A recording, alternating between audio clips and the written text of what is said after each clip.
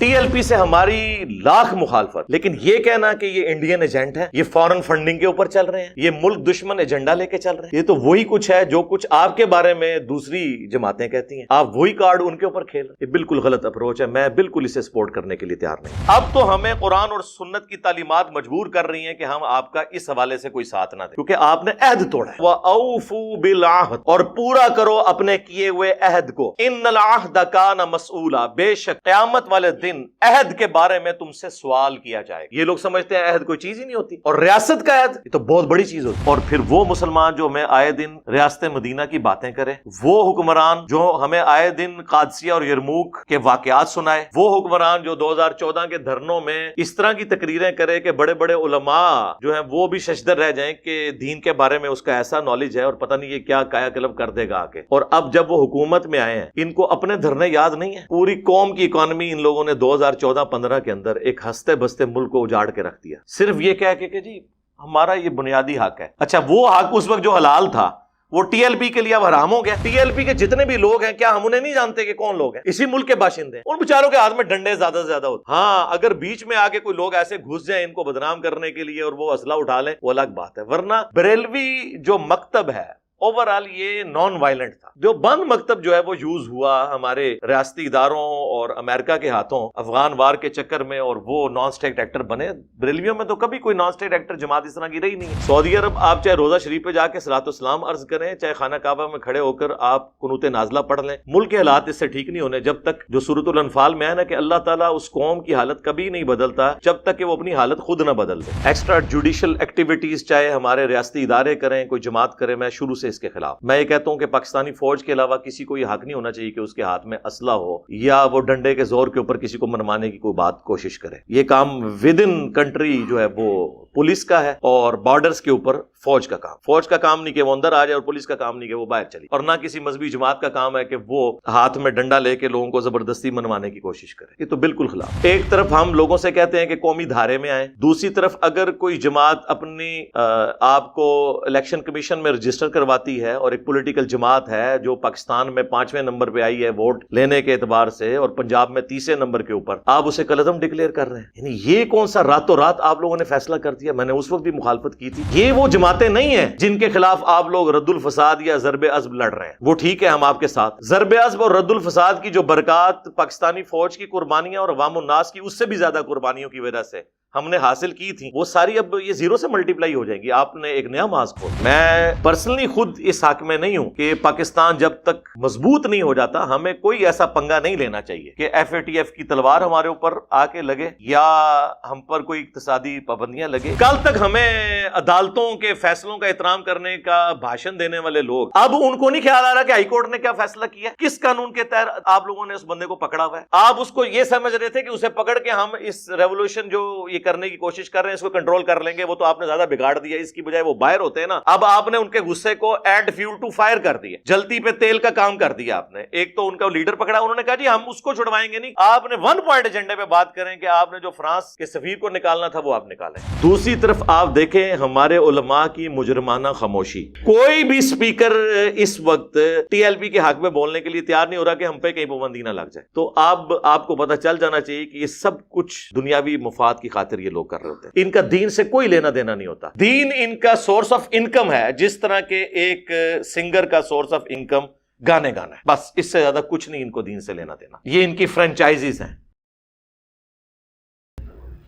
السلام علیکم ورحمۃ اللہ۔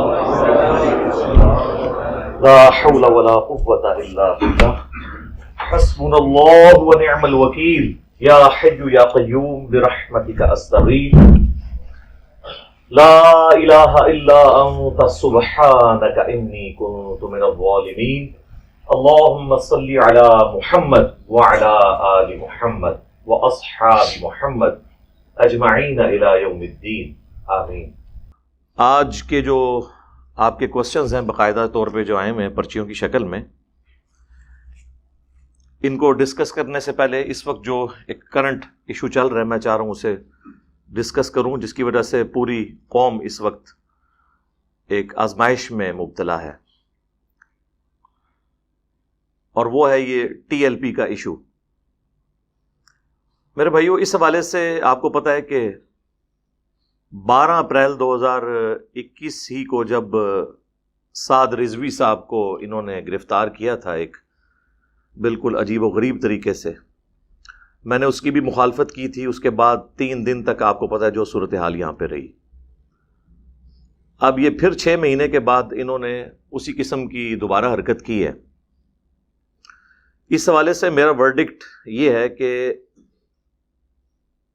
یہ جو کچھ ان 2-3 دنوں میں ہوا اور مستقبل میں ہونے جا رہا ہے، خدا نہ کرے کہ ایسا ہو، لیکن یہ آج 24 اکتوبر ہے 2021، 22 اکتوبر سے یہ سارا سلسلہ شروع ہوا، جس میں ہمارے کئی سیکیورٹی اداروں کے اہلکار شہید ہوئے اور عوام الناس میں سے بھی ٹی ایل پی کے کئی جو ممبران ہیں وہ شہید ہوئے. اس سب میں مجرم اگر کوئی ہے نا تو وہ ہماری پریزنٹ حکومت اور ریاستی ادارے ہیں. یہ تو میری ورڈکٹ ہے، اور یہ اس شخص کی ورڈکٹ ہے جو ڈائریکٹ افیکٹی ہے ٹی ایل پی کا. آپ کو پتا ہے کہ میرے اوپر جو دونوں مرڈر اٹیمپٹ ہوئے وہ ٹی ایل پی سے آرگنائز طریقے سے تو نہیں ہوئے، لیکن انہی کے موٹیویٹڈ لوگ تھے جنہوں نے دونوں دفعہ مرڈر اٹیمپٹ کی. اس کے باوجود انصاف کا تقاضا یہ ہے کہ جو سچائی ہے اس کے لیے آپ کھڑے ہوں. ہمیں اللہ نے یہی حکم دیا ہے. سورۃ المائدہ میں اللہ تعالیٰ نے فرمایا کہ کسی قوم کی دشمنی تمہیں اس بات پہ مت ابھارے کہ تم انصاف کا راستہ چھوڑ دو. انصاف کے راستے پر گامزن رہو، یہی تقوی کے قریب ہے. ریاست کسی بھی ملک میں ایک ماں کا درجہ رکھتی ہے، اور ماں کا کام یہ نہیں ہے کہ وہ اپنی اولاد کو، اپنے بچوں کو، عوام الناس کو اس طرح ٹریٹ کرے گویا کہ وہ کوئی دشمن ایجنٹ ہے. آپ دیکھیں سیدنا عمر فاروق رضی اللہ تعالیٰ عنہ علیہ السلام کی ذہانت کو سلام ہے. انہوں نے جب رٹ آف دا گورنمنٹ کو قائم کرنے کے لیے ادارے قائم کیے تو انہوں نے فوج کو الگ رکھا اور پولیس کے ڈپارٹمنٹ کو الگ رکھا. اس کے پیچھے ان کا یہ ویژن تھا کہ جو تلوار مسلمانوں کی جانب سے کافروں کے اوپر مسلط ہے وہ تلوار مسلمانوں پہ مسلط نہیں ہونی چاہیے، کیونکہ تلوار تو آپ کو پتا ہے پھر کوئی لحاظ نہیں کرے گی. تو وہ تلوار جو کافروں کے خلاف اٹھ رہی ہے، اگر آپ اس کو مسلمانوں کے خلاف رٹ آف دا گورنمنٹ کو قائم کرنے کے لیے اٹھائیں گے تو اس کا نتیجہ کیا نکلے گا. اس لیے انہوں نے پولیس کا ڈپارٹمنٹ الگ سے قائم کیا، کیونکہ جو بارڈر کے اوپر فوجی لڑ رہے ہوتے ہیں ان کے دماغ، ان کے سوچنے کی صلاحیت بالکل ڈیفرنٹ ہوتی ہے، اور جو عوام الناس میں رہنے والے لوگ ہیں ان کے سوچنے سمجھنے کی صلاحیت بالکل ڈیفرنٹ ہوتی ہے، کیونکہ ان کا پبلک انٹریکشن ہو رہا ہوتا ہے. حتیٰ کہ سیدنا عمر نے پیک کے اوپر تھے سیدنا خالد ابن ولید، ان کو آرمی چیف کے عہدے سے ہٹا کے ابو عبیدہ ابن جراح کو لگایا. حالانکہ صحابہ نے اس چیز کا برا مانا، لیکن پھر بعد میں وقت نے ثابت کیا کہ سیدنا عمر کا ڈیسیژن ٹھیک تھا. اس میں انہوں نے سب سے پہلے تو کہا کہ میں نے تمہاری بت پرستی توڑی ہے کہ تم لوگ یہ چیما گوئیاں کر رہے ہو کہ کل کو خالد جب مر جائے گا تو مسلمانوں کی فوجوں کا کیا بنے گا. تو میں یہ تمہیں بتانا چاہتا ہوں کہ یہ فتوحات خالد ابن ولید کی وجہ سے نہیں ہو رہی ہیں، رب خالد کی وجہ سے ہو رہی ہیں. اور آپ دیکھ لیں فائنل میچ رومن امپائر کے خلاف یرموک، ابو عبیدہ ابن جراح کو لگا دیا. اور دوسرا انہوں نے کہا کہ میں تمہیں یہ بتانا چاہتا ہوں کہ یہ خالد جو ہے یہ کافروں کے ساتھ لڑنے میں تو مہارت رکھتا ہے، لیکن کل کو جب یہ اسلامک اسٹیٹ کے انڈر آ جائے گی رومن امپائر، تو وہاں پر کوئی ایسا شخص چاہیے جو ہیومن مینجمنٹ کو جانتا ہو، وہ وہاں پر گورنر ہونا چاہیے، جس کی صحبت اللہ کے محبوب صلی اللہ علیہ وآلہ وسلم کے ساتھ زیادہ رہی ہو. تو ابو عبیدہ سے بڑھ کے کون ہو سکتا تھا؟ بخاری اور مسلم میں حدیث ہے ہر امت کا کوئی نہ کوئی امین ہے، اور میری امت کا امین ابو عبیدہ ابن جراح ہے. تو ہیومن مینجمنٹ ایک ڈیفرنٹ چیز ہے. ریاست کا کام ہوتا ہے human management with in country. یہ کافروں کے ساتھ یہ حرکتیں کی جاتی ہیں. ٹی ایل پی سے ہماری لاکھ مخالفت، لیکن یہ کہنا کہ یہ انڈین ایجنٹ ہے، یہ فارن فنڈنگ کے اوپر چل رہے ہیں، یہ ملک دشمن ایجنڈا لے کے چل رہے ہیں، یہ تو وہی کچھ ہے جو کچھ آپ کے بارے میں دوسری جماعتیں کہتی ہیں. آپ وہی کارڈ ان کے اوپر کھیل رہے ہیں. یہ بالکل غلط اپروچ ہے، میں بالکل اسے سپورٹ کرنے کے لیے تیار نہیں ہوں۔ پھر اگر یہی تماشا انہوں نے اب لگوانا تھا اور اب یہ قوم کو سمجھانے کی کوشش کر رہے ہیں کہ جی وہ ایف اے ٹی ایف کی تلوار ہم پہ لٹکی ہوئی ہے، ہم پر یورپین یونین کا جو ہے وہ پریشر ہے، فرانس کے سفیر کو ہم باہر نکالیں گے تو ہم پر اقتصادی پابندیاں لگ جائیں گی، اس ساری جو کہانیاں ہیں جو کسی حد تک درست ہیں، یہ اس وقت آپ کو یاد نہیں ہے جب آپ ان کے ساتھ ریٹن میں معاہدہ کر رہے تھے؟ اگر یہ تماشا ہی لگوانا تھا تو اس وقت یہ سارا تماشا لگوا لیتے اور کہتے کہ ہم معاہدہ اس لیے نہیں کر رہے کہ یہ سارے ایشوز ہیں، کم از کم قوم تو آپ کے ساتھ کھڑی ہوتی، ہم جیسے نیوٹرل لوگ تو آپ کے ساتھ کھڑے ہوتے۔ اب تو ہمیں قرآن اور سنت کی تعلیمات مجبور کر رہی ہیں کہ ہم آپ کا اس حوالے سے کوئی ساتھ نہ دیں، کیونکہ آپ نے عہد توڑا ہے۔ اور سورہ بنی اسرائیل میں جو 10 کمانڈمنٹس آئی ہیں ان میں سے 9th کمانڈ وَلَا تَقْفُ مَا لَيْسَ لَكَ بِهِ عِلْمٌ إِنَّ السَّمْعَ وَالْبَصَرَ وَالْفُؤَادَ كُلُّ أُولَٰئِكَ كَانَ عَنْهُ مَسْئُولًا۔ اے انسان، کسی چیز کی پیروی اس وقت تک مت کر جب تک کہ اس کے بارے میں تجھے ڈیفینیٹ علم نہ حاصل ہو جائے۔ بے شک آنکھ، کان اور عقل، دل یا دماغ کوئی بھی چیز ہو، اس کے بارے میں تم سے پوچھا جائے گا۔ ان 3 انسٹرومنٹس کو یوز کر کے تم نے حق بات تک پہنچنے کی کوشش کیوں نہیں کی؟ تو اللہ کے فضل سے ہمارے یہ تینوں انسٹرومنٹ اچھے خاصے کام کرتے ہیں، بلکہ آپ لوگوں سے زیادہ کام کرتے ہیں۔ ہمیں نہیں پتا اس وقت ملک کے اندر کیا ہو رہا ہے۔ انہی 10 کمانڈمنٹس میں سے 7th کمانڈ جو ہے وہ ہے وَأَوْفُوا بِالْعَهْدِ، اور پورا کرو اپنے کیے ہوئے عہد کو۔ إِنَّ الْعَهْدَ كَانَ مَسْئُولًا، بے شک قیامت والے دن عہد کے بارے میں تم سے سوال کیا جائے گا۔ یہ لوگ سمجھتے ہیں عہد کوئی چیز ہی نہیں ہوتی، اور ریاست کا عہد یہ تو بہت بڑی چیز ہوتی ہے۔ مسند احمد میں حدیث ہے، مشکات المصابیح میں بھی آپ کو مل جائے گی، کہ جو شخص عہد پورا نہیں کرتا اس کا کوئی دین مذہب ہی نہیں ہے۔ اس سے بڑی کیا بات ہو سکتی ہے؟ بخاری اور مسلم دونوں میں حدیث ہے، منافق کی 4 نشانیاں ہیں۔ نمبر 1، بات کرے تو جھوٹ بولے۔ نمبر 2، امانت رکھی جائے تو خیانت کرے۔ نمبر 3، عہد کرے تو توڑ دے، عہد کرے تو توڑ دے۔ اور نمبر 4، جب جھگڑے پر آئے تو گالی گلوچ پر اتر آئے۔ ظاہر ہے جب کسی کے پاس علمی دلائل ختم ہو جائیں تو پھر وہ گالی گلوچ کے اوپر اتر آتا ہے۔ تو یہ عہد کو توڑنا یہ منافق کی نشانی ہے۔ میں یہ نہیں کہہ رہا کہ ہماری حکومتی ادارے یا اس کے جو سرکردہ ہیں منافق ہیں، لیکن عملاً انہوں نے منافقت والا کام کیا ہے۔ عقیدے میں تو آج کی ڈیٹ میں ہم کسی کو منافق کہہ نہیں سکتے، وہ تو وحی کے ذریعے پتہ چل سکتا ہے کہ ہمارا کون سا حاکم، ہمارا کون سا بڑا جو ہے وہ اندر سے مومن ہے یا نہیں ہے۔ ہم تو ظاہری کلمے کا احترام کر کے سب کو مسلمان سمجھتے ہیں، لیکن عملاً جو نفاق ہے وہ تو ہے۔ چاہے کوئی کلمہ گو بھی ہو، وہ عملاً کافر بھی ہو سکتا ہے، مشرک بھی ہو سکتا ہے، لیکن ہم اس کے ایمان کو ہم چیلنج نہیں کریں گے۔ جس طرح سورہ میں ہے وَأَقِيمُوا الصَّلَاةَ وَلَا تَكُونُوا مِنَ الْمُشْرِكِينَ، اور نماز کو قائم رکھنا اور دیکھنا مشرک نہ ہو جانا۔ بے نمازی کو ہم عملاً مشرک اور کافر سمجھتے ہیں، عقیدے میں نہیں۔ صحیح مسلم میں حدیث ہے، بندے کے کفر اور ایمان، شرک اور اسلام کے درمیان فرق نماز ہے۔ اب یہ بہت بڑی بات ہے، لیکن ہم بے نمازی کو کافر نہیں کہتے، ہم اسے کہتے ہیں یہ عملاً کفر کر رہا ہے۔ یہ پاکستان کے شناختی کارڈ میں مسلمان ہے، اللہ کے ہاں عملاً یہ کافر ہے، عقیدے میں مسلمان ہے، اس کو ہم چیلنج نہیں کرتے۔ جامعہ ترمذی میں حدیث ہے، ہمارے اور منافقین کے درمیان جو عہد قائم ہے وہ نماز کے اوپر ہے۔ جس نے یہ عہد توڑ دیا، جس نے جان بوجھ کے نماز چھوڑ دی، اس نے کفر کیا۔ جامعہ ترمذی میں حدیث ہے، عبداللہ بن شقیق تابعی کہتے ہیں کہ میں نے صحابہ اکرام علیہم رضوان کو تارک الصلاح کے علاوہ کسی کی تکفیر کرتے ہوئے نہیں دیکھا۔ جو بے نمازی تھا اسے وہ کافر سمجھتے تھے، اس کے علاوہ کسی کو کافر نہیں سمجھتے تھے۔ یہ اتنا سینسٹیو ایشو ہے۔ تو دین کے معاملات کو بڑا سیریس لینے کی ضرورت ہے۔ یہ عہد پورا کرنا، یہ عملاً اس کو توڑ دینا، یہ تو منافقت کی علامت ہے۔ ایک مسلمان کو یہ زیب نہیں دیتی۔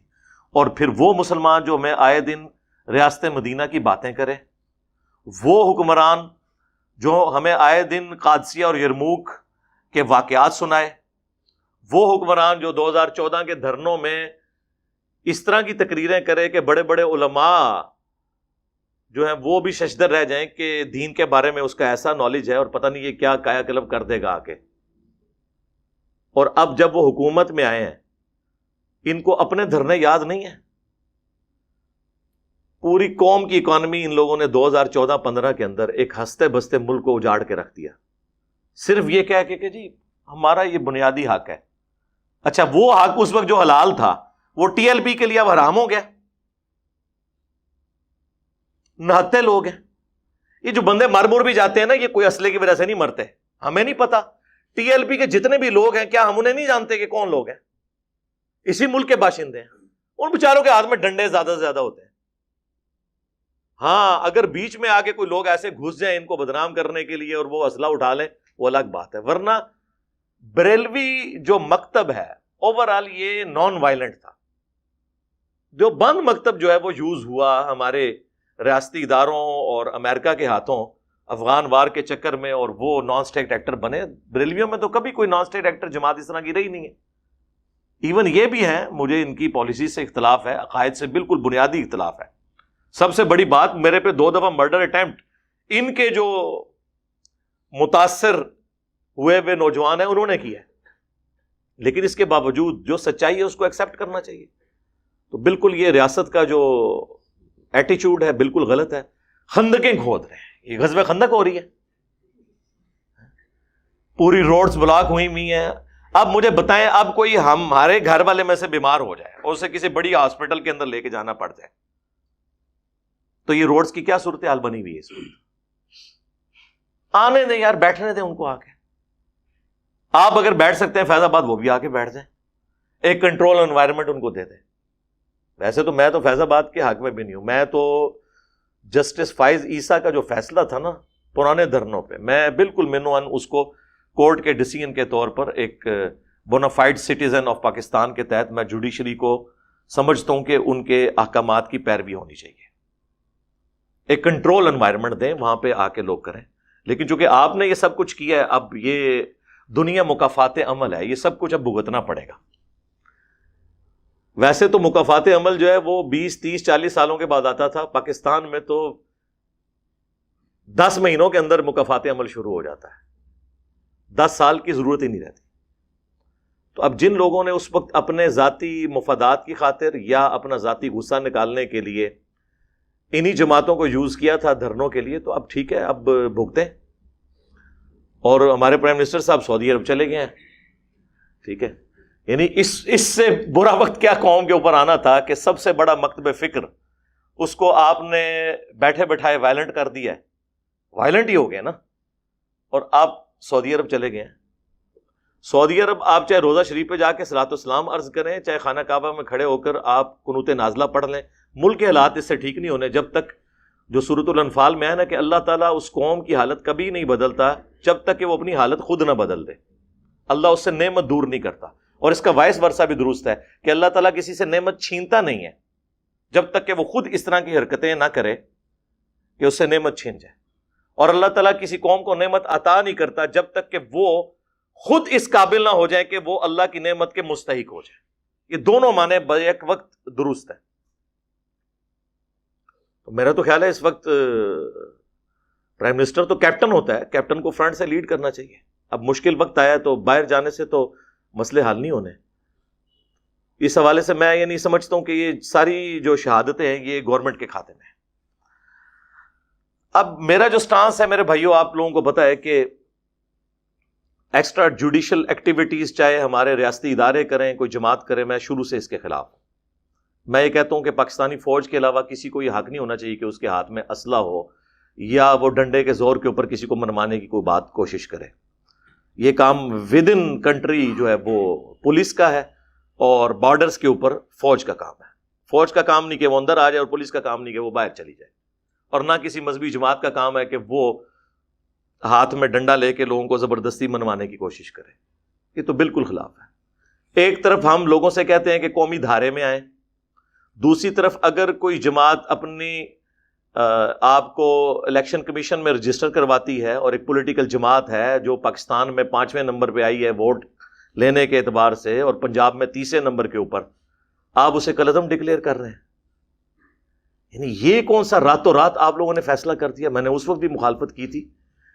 یعنی یہ وہ جماعتیں نہیں ہیں جن کے خلاف آپ لوگ رد الفساد یا ضرب عزم لڑ رہے ہیں. وہ ٹھیک ہے، ہم آپ کے ساتھ ہیں.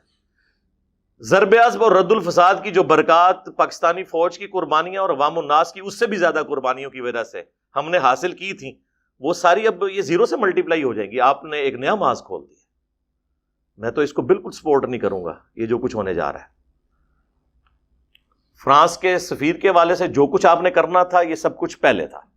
اب یہ آپ نے معاملہ کیا ہے خراب، اس کو اب بڑی عقل مندی کے ساتھ ٹیکل کرنا ہے. آپ دیکھیں انہوں نے معاہدہ کیا جی ہم پارلیمنٹ میں قرارداد پیش کریں گے. قرارداد پیش کر کے 20 منٹ کے بعد اسپیکر صاحب نے وہ غیر معینہ مدت کے لیے اجلاس کو ملتوی کر دیا، اور اپوزیشن چیختی رہی کہ ہم ڈسکس کرتے ہیں اسے.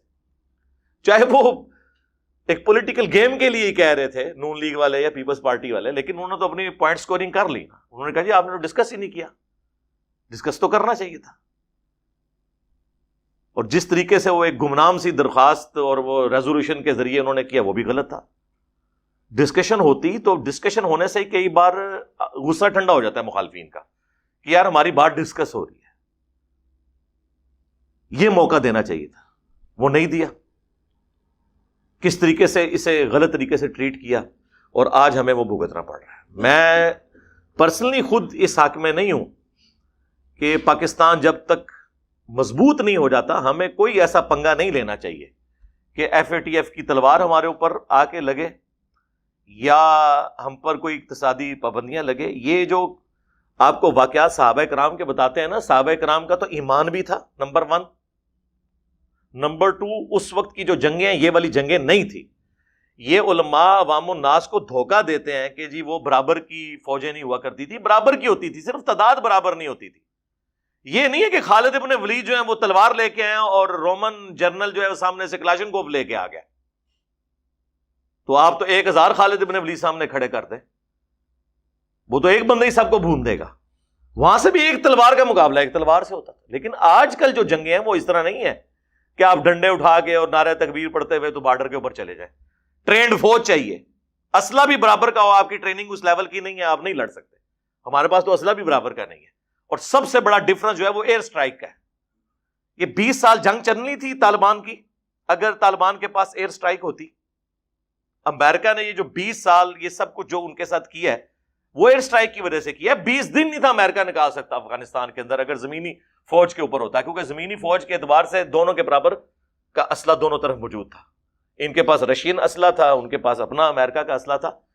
وہ مار کہاں سے طالبان کھا گئے کہ وہ کارپیٹ بمنگ کر کے ان کے سینکڑوں لوگوں کو شہید کر دیتے تھے. وہ تو اب ان کی اکانومی کولیپس کر گئی. اس اعتبار سے ظاہر ہے کہ وہ ایئر سٹرائک کرنے کے لیے پیسہ تو چاہیے، تو تب وہ پیچھے ہٹے ہیں. ادروائز آج ان کے پاس پیسہ ہو تو ان کے لیے طالبان کو کچلنا کوئی مسئلہ نہیں ہے. وہ اسی طرح تماشا لگائی رکھیں گے، کیونکہ ہمارے پاس ایئر سٹرائک نہیں مسلمانوں کے پاس. ہم کیسے ان کا مقابلہ کر سکتے ہیں؟ تو یہ جو ہے نا اس قسم کی جذباتی باتیں نہیں کرنی چاہیے اور عوام کو اس طریقے سے ابھارنا نہیں چاہیے. یہ بالکل غلط ہے. حقائق کو دیکھ کے چلنا چاہیے.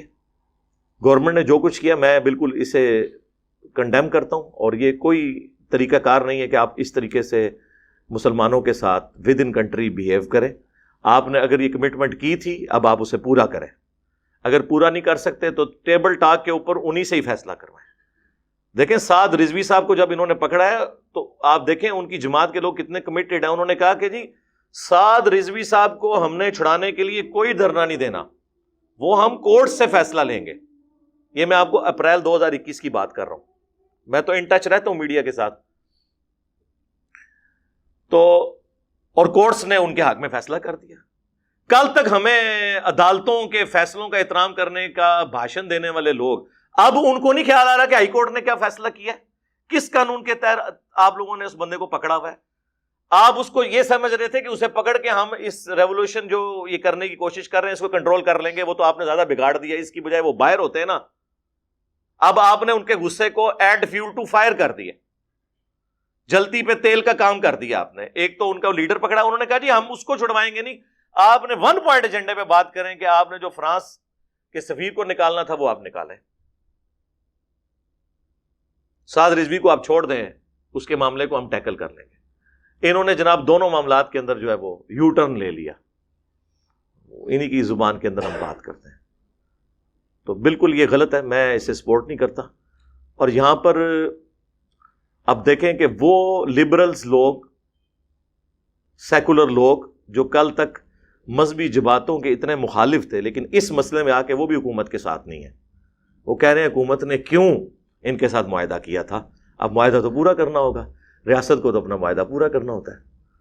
ان کی سپورٹ بھی اب ان کو حاصل نہیں ہے.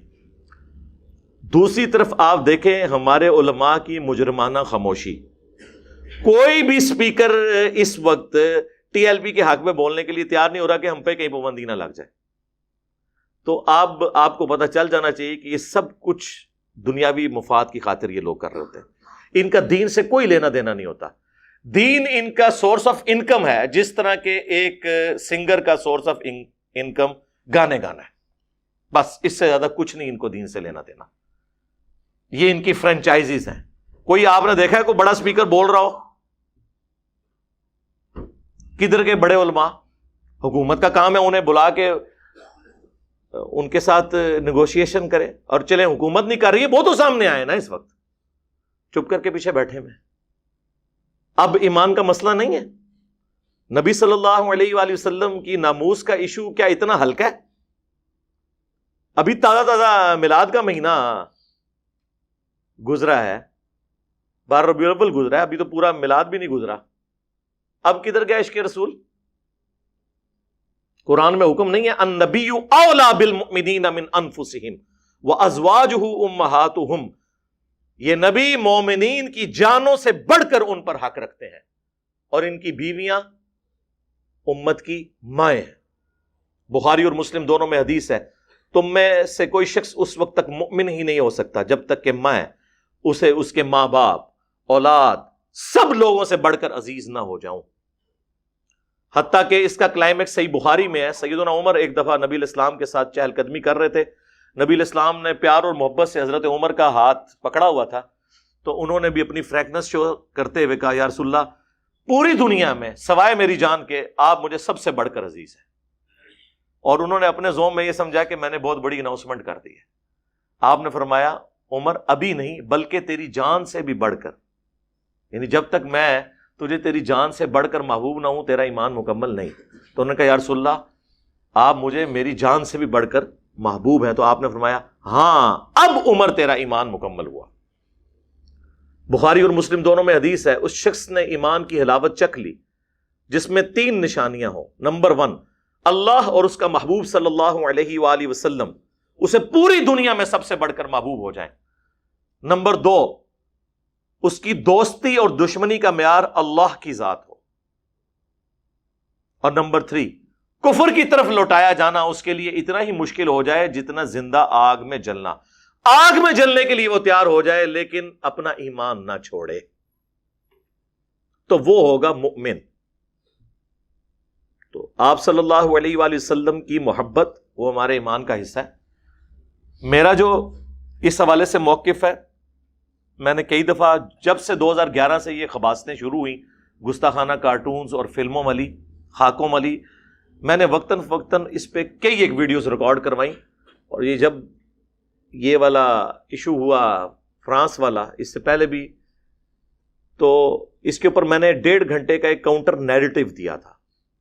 کاؤنٹر نیریٹو آن گستاخانہ کارٹونز. یہ آپ جا کے یوٹیوب پہ لکھیں تو وہ ویڈیو کھل جائے گی, جس میں نے بتایا تھا کہ مسلمان حکمرانوں کو کیا کرنا چاہیے, مسلمان علماء کا کیا کام ہے, مسلمان عوام الناس کا کام کیا ہونا چاہیے. پھر جو پوری دنیا میں مسلمانوں کی بڑی بڑی آرگنائزیشنز ہیں, top of the list OIC, یہ شاہ احمد نورانی صاحب کہا کرتے تھے یہ OIC نہیں ہے, یہ OIC ہے.